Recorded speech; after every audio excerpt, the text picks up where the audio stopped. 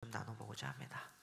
저 한번 보시겠어요? 얼굴 좀 봅시다. 우리 아랫마을 식구들 오랜만에 봐서 거의 뭐 민규도 그렇고 다들 오랜만에 봐서 반가운 것 같아요. 여러분들 잘 지내셨죠? 아랫마을들 잘 지냈습니까? 저 얼굴에 안 보이는 사람들도 제법 있긴 한데 오늘 뭐 고향에 내려간 사람들도 있고 잘 우리 교회가 또 세워져 가고 있는 것 같아서 감사합니다. 설교를 준비하면서 여러분들 요 말씀을 꼭 드리고 싶어요. 목사님이 설교를 준비하잖아요, 그죠? 근데 목사는 설교를 준비하는 과정에서 정말 중요한 두 가지를 읽을 수 있어야 합니다. 목회자는 특히 두 가지를 반드시 읽을 수 있어야 돼요. 읽는다 하면 들을 수 있어야 되는 것이기도 포함하는데 그 두 가지가 뭐냐면, 첫째는 위로 계신 하나님을 통해서 하나님의 마음을 읽어낼 수 있어야 됩니다. 그러니까 제가 여기서 제가 하고 싶은 말을 떠드는 사람이 아니라 여러분들을 향한 하나님의 마음을 전달하는 거거든요. 그게 어디에 기록되어 있냐면 성경에 기록되어져 있고, 그래서 기본적으로 목사는 여러분들에게 설교를 할 때에 설교를 준비하면서 저 여러분들을 향한, 이 땅을 향한 하나님의 마음을 읽어낼 수 있어야 해요. 그리고 또 하나, 하나님의 마음을 읽어내서 전달하는 건 당연히 여러분들도 아시겠지만 생각할 수 있는데, 또 하나 그만큼 중요한 것이 있습니다. 뭔지 아세요? 바로 여러분들의 삶과 여러분들의 정황과 여러분들의 생각과 여러분들의 마음을 읽을 수 있어야 돼요. 그러니까 이런 거예요. 위로는 하나님의 마음을 읽을 수 있어야 되고, 아래로는 여러분들의 삶과 마음을 읽을 수 있어야 돼요. 이 두 가지를 알아야 합니다. 설교할 때에 굉장히 중요해요. 왜냐하면 하나님의 마음만 알고 여러분들의 생각과 상황과 삶의 내용과 정황들을 잘 알지 못하면 제가 혼자서 다른 소리 할 수도 있어요. 물론 성령께서는 그것과 상관없이 일하시기도 하지만, 그러나 기본적으로 담임 목사라고 불려지는 여러분들의 공동체, 이게 외부에서 초청되어진 목사님이 아니라 여러분들과 함께 교회 공동체를 이루어가면서 목양을 하는 목회자라면 기본적으로 저는 여러분들의 삶과 상황과 생각과 마음과 그 정황들을 알아야 해요. 네, 아쉽게도 말씀드렸지만 제가 오랜만에 아랫마을 또 예배 쓰고 거의 한 2달 만에 설교하고, 또 올해 들어서는 우리 또 희범 목사님께서 윗마을, 아랫마을 리더십들과 함께 교회 공동체를 세워가다 보니까 바쁘다는 이유는 아까 하라면 때 우스갯소리를 장난으로 얘기했죠. 오랜만에 본다라고 얘기하듯이 얼굴 한 번도 보기 힘들어서, 솔직히 말씀드리면 여러분들이 어떻게 사는지, 어떤 삶을 가지고 있는지, 어떤 고민이 있는지를 예전만큼 깊게 알지 못하는 것 같아요. 이게 내가 이번에 설교를 준비하면서 가졌던 마음이에요. 아랫마을을 만나는 과정에서. 그러면서 하나님께 기도했습니다. 하나님, 이 두 가지를 저에게 주세요. 위로는 하나님의 마음을 알고 싶고, 여전히 그래도 우리 성도들의 상황과 우리 젊은 청년들의 형편, 그들의 생각들, 여러분들의 마음들을 헤아리고 싶어서 그 두 가지를 알게 해달라고 기도했습니다. 솔직히 좀 미안해요. 잘 살고 있습니까?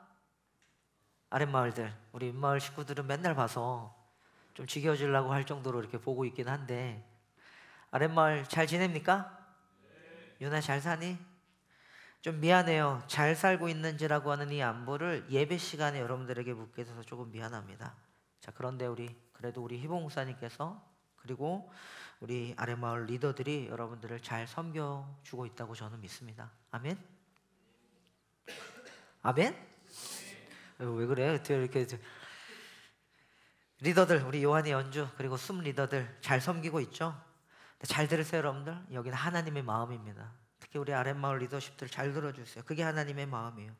여러분들 이렇게 생각하셔야 됩니다. 리더들, 여러분들에게 제가 다 이제는 안부를 물을 수 없는 상황이 됐다라는 건 뭐냐면, 그래서 하나님이 리더된 여러분들을 세우셔서 동역자로 함께 하시길 원하는데, 무슨 말인 줄 아세요? 여러분들에게 맡기신 거예요. 누구를? 영혼들을. 목자의 마음으로. 이게 하나님의 마음입니다. 그분이, 우리 하나님께서 귀한 영혼들을 리더십된 여러분들에게 맡기셨다고요. 잠언 27장 23절에 보면 이런 구절이 있어요. 내 양떼의 형편을 부지런히 살피며, 이런 표현이에요. 내 소떼의 마음을 두어라. 내 소떼의 마음을 두어라. 내 양떼들에게 마음을 두어라. 리더들에게 주신, 목자에게 주신 하나님의 마음입니다. 사랑하는 여러분, 보세요. 목자란 그런 거예요. 내 마음을 내 양떼에 두는 것. 이게 무슨 말인 줄 아세요? 리더십들, 다시 말씀드릴게요. 여기서 잘 지내냐고 설교 자리에서 안부 묻는 게 너무 미안하지만 그래서 미안한 마음에 여러분들을 뭐 책망하는 건 아니에요. 그러나 이런 권면을 이렇게 미안한 마음에 하게 되는 것 같지만, 목자란 그런 거예요. 내 마음을 양떼에 두는 건데, 우리 함께하는 동역자들에게 두는 건데, 지난주 예를 들어서 한 주 예배를 드렸는데 뭔가 얼굴에 근심이 가득하고 고개를 숙이면서 돌아간 그 지체의 모습이 생각나서 괴로운 가운데 한 주를 보내는 사람들이에요. 목자란 그런 거예요. 그러니까 서로의 안부를 묻는다는 게 늘 그런 거고, 그러니까 그런 겁니다. 미안하게도 오랜만에 여러분 앞에 서서 목자의 마음을 쏟아내보는 제 마음도 그렇지만, 그래도 그런 안부와 함께 다시 여러분들, 다시 우리 좀 하나님 앞에서 어떻게 살았는지를 돌아보자라는 겁니다. 서로에게. 그리고 리더들은, 또 리더십들은 함께하는 우리 숲 멤버들에게 지금까지, 이 지난 한 주 또는 지금 나, 오늘 나 하나님 앞에서 조금 어떻게 살았는지를 한번 돌아보자라는 거예요. 묻는 거예요. 그래서 잘 지내십니까? 잘 지내고 계십니까? 하나님과의 관계 속에서 여러분들 평안하십니까? 그런 겁니다. 어느 순간, 오늘 우리 재원이 왔니? 재원이 오늘 일 있나? 안 온 이유가 있을까요? 나는 설교 준비해서 재원이를 딱 생각해서 이렇게 써놨는데, 재원이가 있었다고 생각하고 들어보세요. 이게 영상으로 보지만, 어느 순간 천안에서부터 안산까지 오는 거리가 멀게 느껴지진 않니? 이렇게 써놨는데 여기다 멘트를 구미로 가버렸구나. 더 먼 데로 갔으니까 다행이네요. 근데 여러분들 그런 거예요. 혹시 이 먼 거리를 오가는 여러분들의 그 거리감이 멀게 느껴지지 않을까? 뭐 때문일까요? 혹시 하나님과의 관계 속에서 설레고 기대고 사랑하는 마음으로 달려왔던 이 거리들이 어느 순간 무겁게 느껴지지 않을까? 또는 매달 드리는 헌금과 나름대로 교회 봉사를 위해서 아침마다 일찍 일어나고 수고하고 애쓰는 일들이 여러분들에게 무겁게 느껴지지는 않는지, 예배의 자리로 나오는 이 걸음들이 어떻게 좀 여러분들 행복하신지, 의미는 있는지, 삶의 의미, 젊음의 의미는 나름대로 좀 찾아가고 계신지요? 우리 아랫마을 식구들, 그러한 성장과 멈춤들이 주는 하나님과의 깊은 관계가 우리 안에 흐르고 있는지, 이 안부를 한번 묻고 싶었던 거죠. 관심입니다. 목자된 내 마음과 내 생각과 내 삶을 내 양떼에 두어라, 하나님의 마음인 것 같아요. 그래서 그런 감사가 있는지, 미안합니다. 이 안부들을 일상에서 여러분들에게 물었어야 되는데 설교 시간에 묻게 되네요. 그만큼 오랜만에 쓴 것 같아요. 그런 따뜻한 마음을 담아서 우리 옆에 계신 분들과 한 번 더 안부 한번 물어주실래요? 잘 지냈습니까? 잘 지내셨나요? 시작. 제발 혼자 두지 마시고 눈 좀 마주 보시고, 오랜만에 온 사람들은 특히 더 손 한번 잡아주시면서 잘 지내셨나요? 따뜻하게 한 번 더 인사해 주세요. 시작.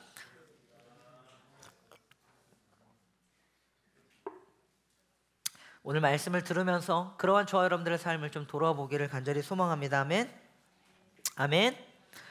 오늘 여러분들 잘 아는 이야기일지 모르겠는데, 사실 오늘 읽었던 열왕기상 21장 내용은 나봇의 포도원이라는 이야기로 많이 들려집니다. 나봇이라고 하는 사람이 가꾸었던 포도원. 그래서 나봇의 포도원이라는 어떤 제목으로 이 본문이 많이 설교가 되어져요. 한 번쯤은 여러분들 꼭 알아야 될 이야기이기도 합니다. 등장인물들이 있는데 아합이라는 왕이 있었고요. 그리고 그 왕의 아내였던 여왕 이세벨이라고 하는 아주 악명 높은 아내였습니다. 아내가 있었고요. 그리고 여러분들이 잘 아는 사실은 엘리야도 등장합니다. 오늘은 나오지 않았지만 이 이야기에는 엘리야도 등장해요. 엘리야 선지자 아시죠? 그리고 나봇이라고 하는 포도원 주인, 이 인물들이 등장하죠. 이야기를 간단히 들으면 이런 거예요. 북이스라엘의 왕이었던 아합이라고 하는 왕이 있었습니다. 근데 이 왕이 어느 날, 이스라엘이 아니야 이스르엘이라고 하는 지역이에요. 실제 지명입니다. 사마리아 북쪽으로 조금만 올라가면은 이스르엘이라고 하는 동네에 나봇의 포도원이 있었어요. 근데 그게 하필 왕궁 근처에 가까이 있었단 말이야. 그러니까 아합이라고 하는 왕이, 한 나라의 왕이, 북이스라엘 왕이 나봇의 포도원을 보니까 갑자기 저게 너무 갖고 싶은 거예요. 여러 가지 이유가 있었습니다. 오늘 본문에서는 나봇이 그 포도원을 가져서 팔라 그랬어요. 내가 비싸게 값을 쳐줄 때까지는 팔아라. 팔아서 그것을 정원으로 가꾸겠다고 여기는 표현하는데, 밭을, 채소를 키우고 싶다고 개역개정에는 얘기해요. 정원을 갖고 싶다고 말하는데, 학자들은 나봇의 의도가 그게 아니라 아주 값 좋은 나봇의 포도원에서 나오는 그 포도주가 탐났다고 이야기합니다. 왜냐하면 포도주는 굉장히 특산품이었거든. 그 당시에 수출도 할 수 있었던. 그래서 그 나봇의 포도원을 아합이라고 하는 왕이 굉장히 탐냈어요. 그래서 가서 달라 그럽니다. 야, 그거 좀 나에게 팔아라. 내가 제 몫을 주고 좀 나름대로 후하게 쳐줘서 그거를 살 테니까 팔어. 그랬더니 나봇이 아합 왕에게 이렇게 얘기해요. 왕이시여, 이건 팔 수 없습니다. 우리 조상이 기업으로 물려준 땅입니다. 그건 팔 수 있는 땅이 아닙니다. 이건 못 파는 땅입니다 라고 이야기합니다. 그 말을 듣고 아합이 돌아가서 어떻게 해요? 마음이 근심합니다. 오늘 본문에 보면은 5절에 보면요, 쉽게 말하면 어떻게 되어 있냐면은 마음이 상해서 음식까지 들지 않을 정도로, 침대에 누워서 얼굴을 돌리고 밥도 먹지 않았다라고 이야기할 정도로 이 아합 왕이 그 포도원을 갖고 싶은데 못 가져서 마음이 상해버립니다. 근심합니다. 마음이 근심해요. 그는 이 아내였던, 여러분들이 잘 아는 악랄한 아내였어요. 이세벨이라고 하는 이 아내가 자기 남편이 왕인데, 한 나라의 왕인데 그 포도박 받지 못하고 이렇게 돌아놓은 거 보고, 왕이시여 왜 그래요? 왜 그러고 있으십니까? 그러면서 이렇게 얘기해요. 당신은 이 나라의 왕이 아닙니까? 왕이잖아요. 왜 그러고 계세요? 그러면서 이세벨이 뭐라 그러냐면, 내가 저 나봇의 포도원 왕에게 갖다 드릴 테니까 걱정하지 마시고 이제 일어나서 밥 좀 드세요. 그러면서 아합을 달랩니다. 그리고 이 이세벨이 하는 행동이 뭐냐면은 편지를 한 통 씁니다. 아주 나쁜 계략을 쓰죠. 편지를 써서 이스라엘에 있는 나름대로의 그 지도자들에게 뿌립니다. 뭐라 그러냐면 일종의 모함을 하는 거예요. 뭐냐면 나봇이 왕과 하나님을 모욕했다. 그래서 나봇을 끌어내서 재판을 받게 해라. 나름대로 일종의 그런 어떤 모함 섞인 편지를 보냅니다. 그리고 두 명의, 여기 보면 강도라고 표현되는데, 두 명의 이스라엘에서는 여러분들 증인 두 사람이 무언가를 증언하면 그게 법적인 효력을 가졌어요. 그래서 나름대로의 이스라엘 법을 따라서 이 이세벨이 증인 두 명을 세우다가 증언하게 합니다. 나봇이 왕과 하나님을 모욕했다. 그래서 사람들이 나봇을 돌로 쳐 죽여버려요. 아주 나쁜 행동을 저지른 거죠. 나봇이 죽고 나서 이세벨이 아합 왕에게 가서 얘기합니다. 당신이 그렇게 차지하고 싶었던 이 포도원의 주인이 죽었습니다. 그러니까 왕이시여, 이제 가서 그 포도원을 차지하십시오. 뭐 이런 얘기예요. 그래서 아합 왕이 그 포도원을 차지합니다. 물론 뒤에 가면 이 이야기가 나중에 아합이 하나님께 책망을 받게 되고 엘리야가 와서 이 부분을 책망하게 되면서 아합과 이세벨의 죽음이 어떻게 될지를 막 예언을 받게 되는 그런 부분들이 나옵니다. 한 번 더 읽어보겠지만, 오늘은 이 앞에 있는 내용들을 좀 살펴보면서 마음에 근심한다고 하는 이야기를, 무엇이 우리의 마음을 근심하게 하는가, 우리의 마음을 좀 살펴보고 싶은 거예요. 이야기는 다 아시겠죠, 여러분들? 어떤 이야기인지. 이게 바로 나봇의 포도원 이야기입니다. 그냥 보세요, 여러분들. 이 이야기 안에, 아합과 이 이세벨의 이야기 안에 제가 여러분들 좀 이해했으면 좋은 게 있습니다. 아합이라는 왕은 어떤 왕이었는 줄 아세요? 북이스라엘의 왕이었는데 BC 874년부터 853년 정도까지 이스라엘을 통치했던 왕이었습니다.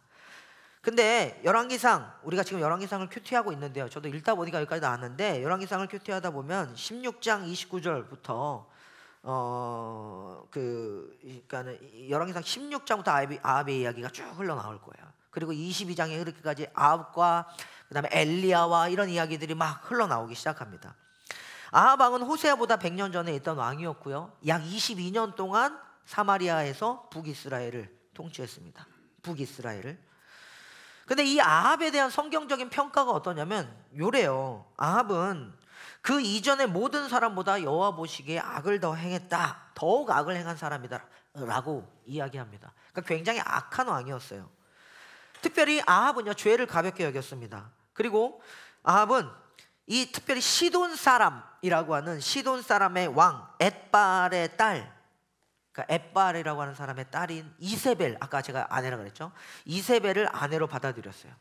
근데 여러분들, 이 이세벨이 이스라엘의 아합과 북이스라엘의 아합과 결혼하면서 들어오면서 뭐하냐면 모든 북이스라엘의 우상 숭배를 본격적으로 하기 시작합니다. 실제로 역사가 요세푸스라고 하는 사람은요, 이 엣발은 바알과 아스다롯의 제사장을 겸임한 자라고 표현해요. 엣발이 누군지 아세요, 여러분들? 내가 얘기해도 몰랐을 거고 다시 말하는 거야. 엣발이 누군지 모르지? 내가 계속 엣발 얘기했잖아. 엣발이 누구냐면 이세벨의 아버지야. 엣발의 딸 이세벨이잖아. 그러니까 엣발이 뭐 하는 사람이었냐면요, 왕이면서도 나름대로 바알과 아스다롯의 제사장을 겸임한 우상을 숭배하는 사람이었다고요. 그래서 그는 그의 딸 이세벨을 통해서 바알 신앙이라고 하는 것을 이스라엘에 보급시킴으로 인해서 이스라엘에 있는 여호와 신앙을 말살시키고자 했어요. 이세벨이 그런 작전을 가지고 나름대로 아합과 결혼해서 이곳에 들어왔다고요. 그래서 온 이스라엘을 말아먹기 시작합니다. 우상 숭배로 가득하게. 북이스라엘의 수도, 당시에 북이스라엘 수도였던 사마리아에 바알을 위한 신전을 만들고요, 그 안에 바알을 위해서 제단을 쌓습니다. 그리고 아세라상을 갖다 둬요. 심지어는 여러분들 얼마 전에 여러분들 여호수아서 목사님과 함께 강의 듣고 있죠?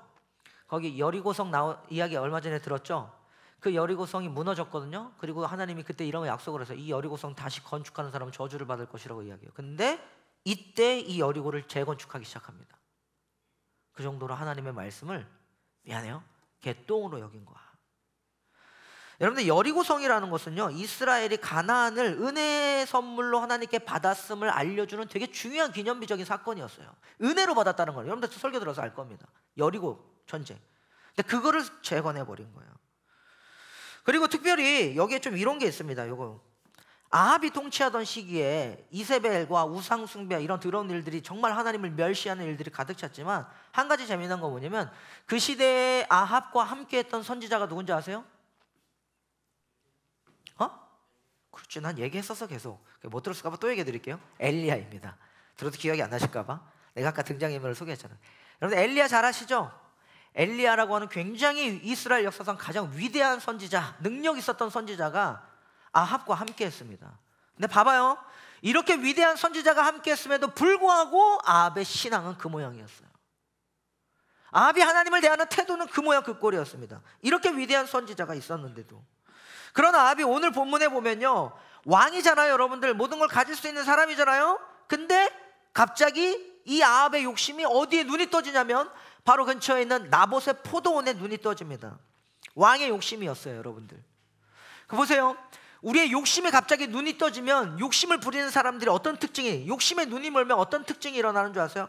대표적으로 이런 특징이 일어나요. 남의 떡이 커 보이는 것 같아. 그렇잖아요? 욕심이 나면 남의 떡이 커 보이는 거예요. 그게 마음을 근심하게 하고 잠도 못 자게 만드는 거예요. 괜히 내가 가진 것이 있음에도 불구하고. 그러다 보니까 욕심에 눈이 멀면요, 남의 떡이 커 보인과 동시에 뭘 하는 줄 아십니까? 하나님께서 내게 주신 것에 대한 감사를 다 잃어버립니다. 지금 내가 뭘 갖고 있는지에 대한, 내게 주셨던 하나님이 주신 은혜들에 대한 것들을 새하려 보면서 그것을 감사하는 에너지를 다 잃어. 그러니까 뭐가 나오겠어요? 불평과 불만과 짜증과 원망들이 여기서 막 섞어 신세 한탄들이 터져 나오겠죠. 이건 얼마 전에도 얘기했던 이스라엘 백성들이 고기 먹고 싶다고 징징댔던 사건하고 비슷합니다. 욕심에 눈이 멀면 남의 떡이 커 보인과 동시에 하나님이 내게 주신 것에 대한 감사가 사라져요. 그러면서 뭐가 일어나는 줄 아세요? 세 번째로, 이게 문제예요. 하나님께서 우리에게 뭔가를 공급하고 계시다는, 하나님께서 계속 우리를 인도하시고 채워주시다는 것에 대한 기대가 다 사라집니다. 더 이상 그런 것들을 기대하지 않아요. 욕심에 눈이 먼 아합이. 여러분도 그랬던 것 같아요. 그러다 보니까 삶의 만족이 없어요. 끝없이 공허한 체험들을 공허한 체험들. 아까 제가 이런 안부를 물었잖아요. 여러분들 잘 지내십니까? 하나님과의 관계 속에서 요새 어떻게 좀 젊음이라는 의미는 찾아가고 계십니까? 근데 내가 가진 내 삶의 의미와 욕구들을 막 추구해 나가는 내 안의 욕망들이 가만히 들여다보니까 내게 하나님이 주신 은혜들을 헤아려 보는 것들이 아니라 내게 없는 것들만 찾게 되고 신세한탄하게 되고, 그것으로 인해서 자신의 삶이 불행하다고 느끼게 되고, 그러는 과정에서 끊임없이 나 스스로 이것들을 채워보고자 이 잘못된 욕망이 뭐예요? 다른 사람의 것을 착취하고 빼앗으려고 눈을 돌리기 시작하더라는 거예요. 이게 끝없이 공허함을 채워가는 우리들의 몸부림일지도 모르겠습니다. 근데 여러분들, 저는 이렇게 말하고 싶어요. 오늘 본문 안에서 나타나지만 왜 그런 삶을 살까요? 왜 그럴까요? 공허한 이 마음을 자꾸 채우려고 왜 자꾸 그럴까요? 하나님으로 만족하지 않아서 그러지 않습니까? 뜻이 없어서 그래요. 사명이라고 하는 것, 내가 어떻게 살아야 되는지, 나의 부르심이 무엇인지, 나의 목적이 무엇인지를 조금만 생각해보시죠 여러분들. 불과 얼마 전까지 어쩌면 우리들은 굉장히 갈망하고 추구하고 애썼는지도 모르겠어요. 내 인생의 의미를 찾고자, 하나님 앞에서 내 사명을 찾고자, 내 미션을 찾고자 나름대로 그것들을 위해서 자기를 개발하고 훈련하고 트레이닝하면서 배워갔을지도 모르겠어요.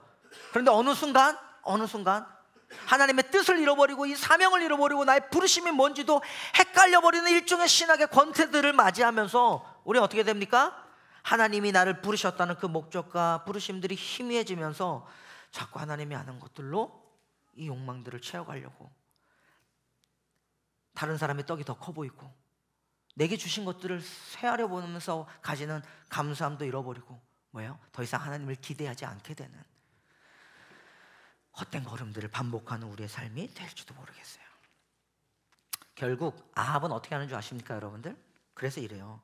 하나님의 말씀을 지키며 살아내는 나름대로 신실한 이 나봇 신앙은 참 좋았거든요. 이 나봇을 짓밟아 버릴 정도로 아합은 하나님의 뜻과 멀어진 삶을 살았다고요. 왕으로서의 그의 삶, 아합이라고 하는 한 나라의 왕으로서 나라의 백성들을 돌봐야 되고 하나님께 뜻을 구하고 물으면서 어떻게 하면 이 백성들을 하나님 앞에 온전히 세워갈 건가 고민하고 기도했어야 될 이 왕이 왕으로서의 자신의 미션과 사명과 부르심과 뜻을 잃어버리니까 고작 옆에 집에 있는 그 다 가질 수 있는 그 왕이 옆에 집에 있는 뭐예요? 그 나봇의 포도원이 갖고 싶어서 그 왕이 계략을, 이세벨의 계략을 그냥 합리화하고 받아들이면서 그걸 착취해가는 미션과 비전과 사명은 잃어버리면서 땅에 그냥 꼬꾸라져 있는 한 연약한 존재로 우리에게 나타나더라는 겁니다. 그 삶에 그런 죄악밖에 남지 않을 정도로. 여러분들 보세요. 어쩌면 이게 우리의 삶일지도 모르겠다는 저는 생각을 가져봅니다. 어쩌면 하나님의 뜻을 잃어버린 우리의 삶이 주님의 뜻과 사명과 부르심과 미션을 잊어버렸을 때 어디로 흘러갈지 고민해 보시길 바라요. 이게 아합이 욕심의 눈이 멀었을 때 나타나는 재미난 현상들이었어요. 그런데 아합이 나봇이라고 하는 이 포도원 주인을 찾아가서 대화하는 장면에서 우리는 이 아합을 건드렸던 하나님의 메시지들을 좀 찾아볼 수 있습니다. 3절부터 5절인데요. 같이 한번 읽어볼까요? 함께 읽겠습니다. 시작.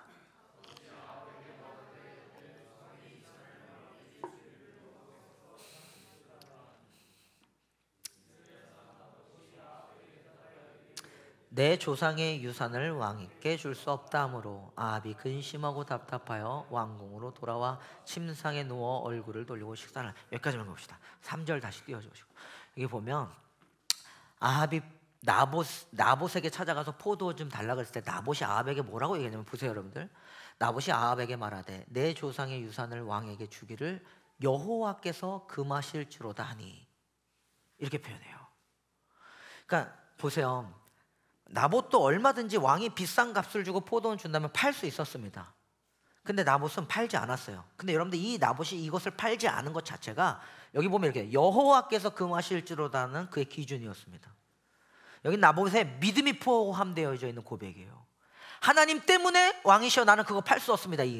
아무리 비싼 값을 주고 이 포도원을 사신다고 하셔도 저는 하나님 때문에 팔 수 없습니다 라고 하는 게 나봇의 신앙의 고백이라고요.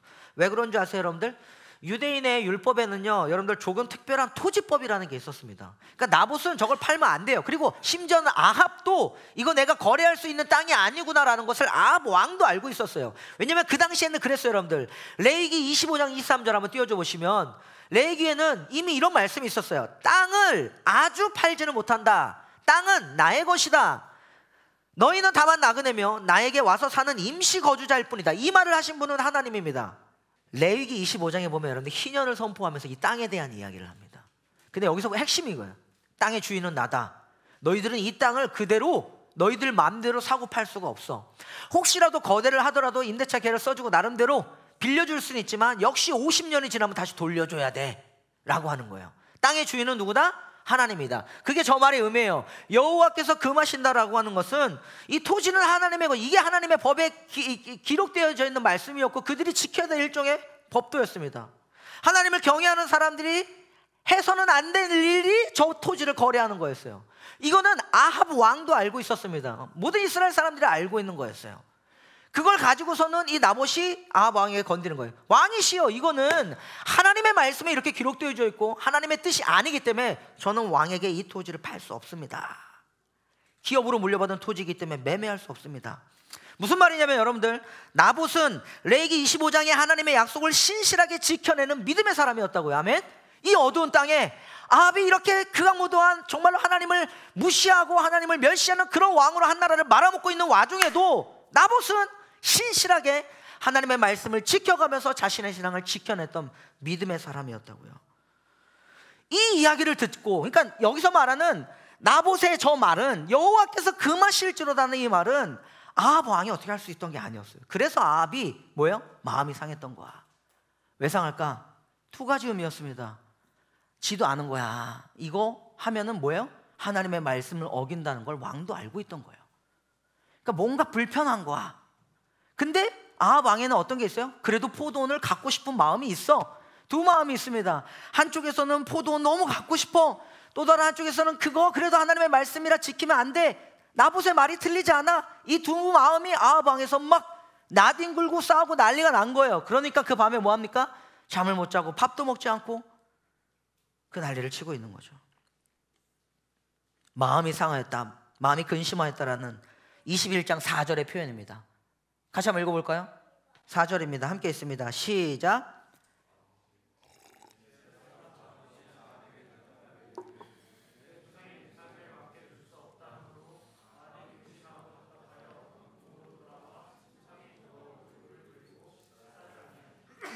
여기 보면 이렇게 돼 있죠. 아합이 근심하고 답답하여 왕궁으로 돌아와 침상에 누워 얼굴을 돌리고 식사를 아니하니. 근심하고 답답했던 이 아합, 그의 근심 뒤에는 뭐가 있다고요? 저는 이거예요. 아합의 마음을 근심했던 건 두 가지였다고 생각합니다. 물론 이게 같은 거긴 해요. 하나는 뭐냐면 하나님의 말씀이었습니다. 하나님의 말씀이 아합을 지금 근심하게 한 거예요. 그렇지 않아요? 여호와의 율법에 기록되어 있는 레위기 25장의 그 말씀을 따르면. 그 다음에 두 번째, 아합의 마음을 근심하게 했던 건 뭔지 아세요 여러분들? 나봇이었어요. 무슨 말이냐면 그 말씀을 따라 신실하게 살아냈던 그 사람의 행동이, 하나님의 말씀에 순종했던 어떤 한 사람의 순종이 하나님을 떠나서 그 뜻을 잃어버리고 욕망에 점치되어져 있는 이 한 왕의 마음을 근심하게 했다고요. 여러분들 여기를 좀 보시라고요. 이 지점들을. 어쩌면요 이 아합이 지금 가지고 있는 이 근심은 어떻게 보면 하나님께서 이 아합을 돌이키시려고 하는 일종의 기회가 됐을지도 모르겠어요. 하나님의 말씀이 그를 근심하게 했고 그 말씀에 순종하는 그 사람의 의로움 때문에 아합 왕의 죄악이 드러나면서 그가 근심하면서 하나님께 돌아올 수 있는 일종의 하나님이 주신 좋은 기회가 됐었을 수도 있다고요. 혹시 기억납니까? 여러분들 다윗 아시죠? 다윗이 우리아의 아내 밧세바를 취했을 때에 정말 말도 안 되는 죄악이었습니다. 우리아의 아내를 취했을 뿐만 아니라 간음했을 뿐만 아니라 우리아를 죽였어요. 그랬던 그 왕을 나단이라고 하는 선지자가 찾아와서 이 다윗을 찔릅니다. 하나님의 말씀으로 비유를 들어서. 그때 다윗은 어떤 행동을 했는 줄 알아요? 근심하면서 침상을 적시면서 밤새도록 하나님께 회개하고 기도하면서 울면서 회개했어요. 달라요. 아합은 그러지 않았지만 다윗은 그랬다고요. 돌아올 수 있는 기회예요. 우리 마음이 근심하게 되었을 때. 실제로 저 보세요. 성경에 보면요, 사도 바울이 이런 저와 여러분들의 마음에 근심을 던지기 위해서, 우리 마음을 근심하게 하기 위해서, 너 정말 지금 잘하고 있는 거 맞니? 하나님 앞에서 우리의 신앙이 올바르니? 나름대로 주님의 뜻과 그 사명과 부르심을 온전하게 이루어가고 있니? 라고 하는 일종의 우리의 마음을 조금 불편하게 하게끔 하기 위해서 사도 바울도 편지를 썼습니다. 그게 고린도후서 7장 한번 볼까요? 고린도후서 7장 8절부터 11절. 여러분, 사도 바울이 이런 편지를 썼어요. 잘 보세요. 시작. 그러므로 지금은 후회하지 아니함은 그 편지가 너희로 잠시만 근심하게 한 줄을 알미라. 무슨 말이냐면 사도 바울이 고린도 교회에 있는 수많은 그 문제들 때문에 진짜 고린도 교회를 책망하는 그 편지들을 막 쓴 거예요. 꼬집어내고 그 죄를 지적하는. 그 편지를 받은 고린도 교회 성도들은 얼마나 마음이 불편했을까, 그죠? 그래서 바울이 그 얘기를 한 거야. 내가 편지로 너희를 근심하게 한 것을 후회했지만 지금은 후회하지 않으면 그 편지가 너희로 잠깐만 근심하게 한 줄로 압니다. 그 다음에 이렇게 돼요. 9절 함께 있습니다. 시작. 내가 지금 기뻐함은 너희로 근심하게 한 까닭이 아니요 도리어 너희가 근심함으로 회개함에 이른 까닭이라. 아멘. 이게 일종의 기회가 될 수 있다고요. 아합에게는 그게 기회였어요. 사실은 나봇의 그 신앙의 고백이, 나봇이 저 여호와 이름 때문에 그럴 수 없습니다라는 게 그 어두운 북이스라엘의 시대 한복판에서 한 왕의 이 영혼의 일깨움이라고 하는 가르침을 줄 수 있는 중요한 메시지가 될 수 있었다고요. 근데 그는 듣지 못했어. 보세요. 근심함으로 회개에 이른 까닭이라. 어떤 사람은 마음이 불편해져서 그것이 하나님께 돌아가는 기회가 되지만, 어떤 사람은 그 불편함이 어디로 갑니까? 근심이 그 욕망을 합리화하면서 뭐예요? 하나님 앞에 더 범죄하게 이르는 대로, 하나님의 뜻을 잃어버리는 대로 나아간다고요. 계속 봅시다. 너희가, 읽어볼게요. 너희가 하나님의 뜻대로, 시작. 너희가 하나님의 뜻대로 근심하게 된 것은 우리에게서 아무 해도 받지 않게 하려면. 그래서 10절에 이런 말씀이 있어요. 같이 읽어볼까요? 10절 시작. 하나님의 뜻대로 하는 근심은 후회할 것이 없는 구원에 이르게 하는 회개를 이루는 것이요 세상 근심은 사망을 이루는 것이라. 그럼 보세요 여러분들, 아합이 가진 근심은 어떤 근심이었을까요? 하나님의 뜻대로 하는 근심이길 바랬는데 세상 근심이라고 하는 것으로 결국 그 아합은 사망에 이르게 됩니다. 여전히 포도원 하나 갖지 못했다고 가지는 그 욕망 안에 무너져버린 모습이 아합이었어요. 근데 오늘 본문에는요 재미난 게 더 나옵니다. 사랑하는 주님, 저 보세요. 잘 지내십니까? 우리 아랫마을 얘들아, 니네 잘 사니? 예린아 잘 지내? 다시 말할게요. 목사님이 여기서 네 이름 부르고 은서 잘 지내냐? 안부 묻는 게 한편으로는 미안합니다. 그래서 한 번 더 물어요. 귀한 젊음은 원래 이렇게 신앙생활이 왔다 갔다 하겠지만 한 번씩은 우리는 우리 마음을 불편하게 하는 그 시점에 하나님 앞에서 우리의 신앙을 점검해 봐야 되지 않을까요? 다시 물어볼까요? 여기서 어떻게 천안에서 안산 올라오는 게 힘들지는 않습니까? 주일 아침 봉사하는 게 불편하지는 않습니까? 교회 예배하러 나오는 여러분들의 삶에 하나님이 주신 은혜와 행복이 있습니까? 때로는 이 공허한 마음, 날 풀리고 계절 좋은 곳에 자연을 누리면서 하나님의 은혜를 발견하는 거 귀합니다.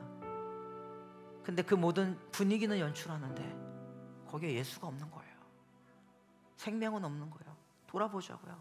내가 내 이 공허함을, 이 욕망으로 점출되어진 이 마음들을 어디서 어떻게 해결해야 될지 모르는 무너진 이 마음들을. 진짜 신기한 건 참 안타까워요. 그래서 하나님이 이방 여인을 아내로 맞이하지 말라고 했는지도 모르겠는데, 아합이 이 마음으로 근심하고 있을 때 아합의 곁에는 누가 있었는 줄 아세요? 그때 우리 하람이가 있었으면 얼마나 좋았을까. 그때 그 아합 곁에 나름대로 우리 효태 같은 사람들이 있었으면 좋겠을까. 나봇이 있었습니다. 엘리야도 있었어요. 근데 아합은 그 옆에 누구의 이야기를 들었냐면 이세벨이라고 하는 이 여인의 이야기를 듣기 시작합니다. 그 여인은 어떻게 얘기하는 줄 알아요? 성경은 나중에 열왕기상 21장 25절 있나요? 거기 보면 뭐라 그러냐면 이렇게 돼 있어요. 한번 읽어볼까요? 이게 여러분들 아합과 이세벨에 대한 열왕기상의 평가입니다. 볼래요? 이렇게 돼 있어요. 시작. 예로부터 아합과 같이 그 자신을 팔아 여호와 앞에서 악을 행한 자가 없음은, 그 다음 이게 중요해요. 시작. 그를 그의 아내 이세벨이 뭐하였다? 충동하였더라.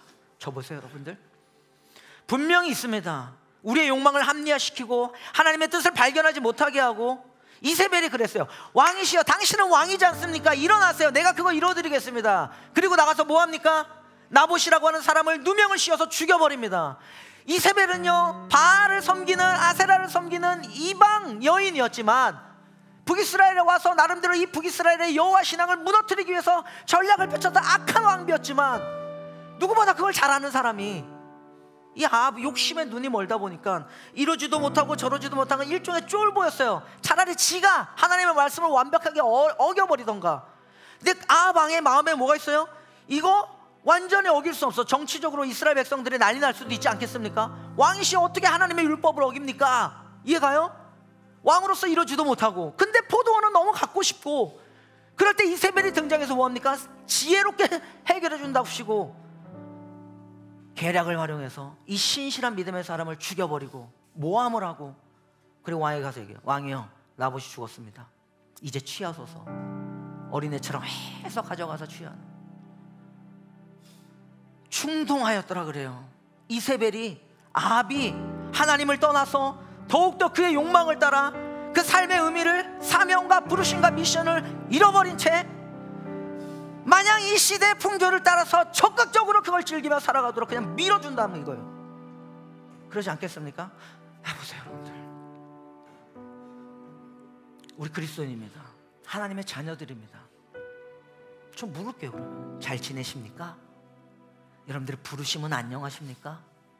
사명과 비전과 나름대로 그 미션 앞에서, 각자 자기를 부르신 그 부르심 앞에서 안녕하시냐 이거예요. 두 가지입니다. 하나님의 말씀이 우리를 불편하게 할 때에, 열왕기상을 나중에 뒤에 읽어보세요. 이 뒤에 아합은 또 이 자리를 만납니다.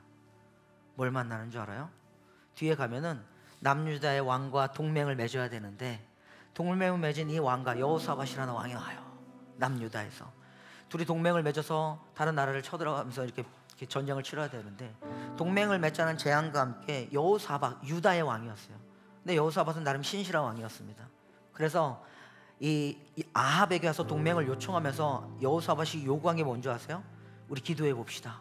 하나님께 물어봅시다. 뜻을 구하는 왕이었어요. 그러면서 뭐라 그러냐면, 혹시 이 나라에 선지자가 없습니까? 왜냐면 물어보고 싶어서. 근데 그때 아합이 뭐라냐면, 여기 미가야라고 하는 선지자가 한 명 있는데 그 선지자 맨날 나한테 좋은 소리 한 번도 하지 않아. 불편한 거예요, 이 선지자가 하는 말이.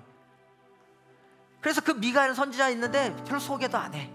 그래서 400명의 선지자를 불러 모아다가 예언을 듣게 하고 미가야에게도 예언을 듣게 합니다. 결국에는 미가야의 이야기를 듣지 않아요. 신실한 하나님의 종된 참된 선지자의 하나님의 말을 듣잖아요. 안 들었던 이유는 뭔지 아세요? 불편했거든.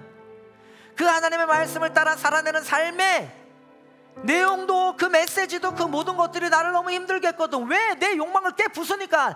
나는 이 포도원이 너무 갖고 싶은데 하나님의 뜻은 그걸 가지면 안 된다고 자꾸 말씀하시는 게 너무 불편했거든. 그러면서 무너지더라고요. 계속 나와요, 이 이야기가. 그럼 저는 이 이야기 말씀드리고 싶어요, 여러분들. 사실은 우리가 아합이었습니다. 그리고 이세벨은 어디 있는 줄 아세요? 우리 안에 있어요. 아합도 내 안에 있고, 내 안에 있는 잘못된 욕망을 충동하는 이세벨도 내 안에 있다고요. 이 두 사람이 내 안에서 만나서 하나님께서 주시는 사명과 부르심과 미션과 그 뜻이라는 것을 다 잃어버리고, 오직 이 세상에 내 쾌락적 욕망과 1차적인 그 자극을 주고 그냥 일시적인 평안을 주는 것들에 취해서, 이해가요? 욜로 인생이라고 하는 나름대로 그 인생을 즐기는 삶을 끝나버린다고. 난 묻고 싶은 거야. 한번 물어보고 싶은 거야. 미안해요. 한 명 한 명 앉아서 난 상담하고 싶어. 근데 그러지 못한 미안함을 이렇게 풀어낼 수밖에 없는 것 같아. 민규야, 잘 사니? 너를 향한 하나님의 사명과 뜻과 부르심과 비전들이 발견되어지고 있니? 혼내는 게 절대 아니야. 그냥 안부를 묻는 거예요. 난 궁금한 거예요. 어떠세요, 여러분들? 리더십으로 아랫마을 윗마을 마찬가지입니다. 숨리더들, 교회 리더십들로 세워진 여러분들의 목회적 그림과 비전과 시심을 향한 하나님의 뜻은 가슴 뛰는 양 가운데 그 하나님의 부르심과 목적을 향해서 열심으로 달려가고 싶은 나름대로 일종의 사명에 집중된 삶을 이 귀한 젊음이 살아내고 계시던가요? 궁금하더라고요.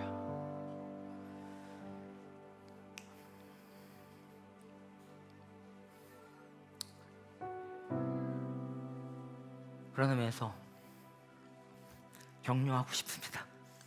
오늘 혼내는 설교 같지만 절대 그런 거 아니야, 얘들아. 한 명 한 명 안부를 못 묻다 보니까 그랬습니다. 오늘 첫 설교 기억납니까? 저 뭐라 했는지 아세요? 위로는 하나님의 마음을 알고 싶고요, 아래로는 우리 사랑하는 청년들의 마음을 알고 싶은데 제가 모르겠는 거예요. 우리 하람이 어떻게 지내는지. 종종 은서 안부 묻지만 미안해, 여기는 심지어 얘기 못 해본 사람들도 있어요. 잘 지내냐 승현아. 근데 이 잘 지내는 안부 속에는 뭡니까? 하나님과의 관계 속에서 여러분들의 존재됨을 힘있게 살아가고 계십니까? 힘있게 살아가고 계십니까? 이게 이 뜻을 잃어버리면 누구요? 나보처럼 그냥 이 시대 트렌드를 따라가게 돼 있다니까요. 뜻을 잃어버리면 뭐예요? 먹고 사는 문제 앞에서 나름대로 자기 개발이라고 하는 것들과 나름대로 저 여러분들의 삶에 있어서 하나님의 비전들을 잃어버려, 길을 잃은 삶. 그래서 하나님이 아닌 것들에 자꾸 의지하면서 내 영혼을 기경하려고 애쓰지 않을까요? 우리 그러지 맙시다. 그때 이세벨까지 나타나서 충동 일으키면 더 난리 나겠죠. 그래서 저는 다시 이야기해요.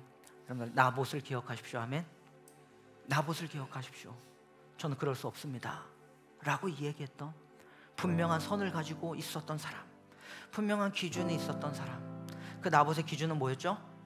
하나님의 말씀이었습니다.